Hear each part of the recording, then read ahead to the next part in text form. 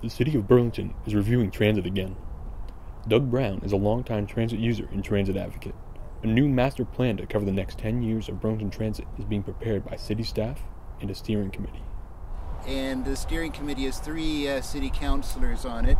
It has a number of city staff, and it has a representative of the Burlington Transit Advisory Committee, and it has 2 citizen members. I'm one of the 2 citizen members on it. The last review was completed more than 5 years ago. The most positive recommendation in there was to go to 15-minute headways all day on the number 1 route, which is our most heavily utilized route.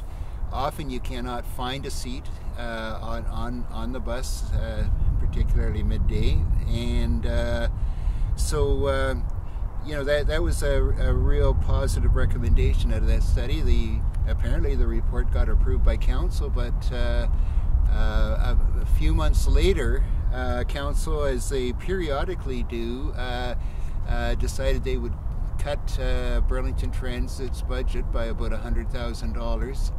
And of course, the way Burlington Transit had to handle that budget cut was to not go ahead with the increased service on the number 1 route.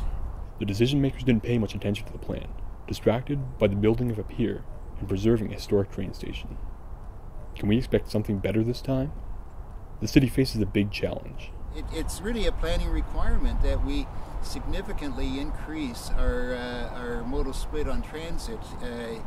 In fact, we would pretty well have to quadruple the current ridership by 2030 to meet the requirements of Road 38. Today, of every 100 trips taken, between 1 and 2 are on Burlington Transit. That figure has dropped dramatically over the years.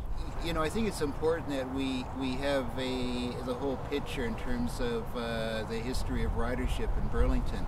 In the mid-'80s, we actually had a 7% modal split for transit. We had a much more robust system in Burlington some 20 years ago. We are hoping that people get interested in this planning process. There's still opportunity for the public, particularly bus users, to wade in on this, but I think it's important for the public at large, because even if you don't use transit, transit's important. So really, people that are reliant on the bus system deserve to have good service and not have periods where there is no service or have to wait long periods of time in the cold or inclement weather. Find out more about the master plan by following the link below, and follow developments and comment at the On the Bus blog and these weekly videos. Next week, we'll talk about how Burlington has fallen behind similar communities in maintaining a good transit system.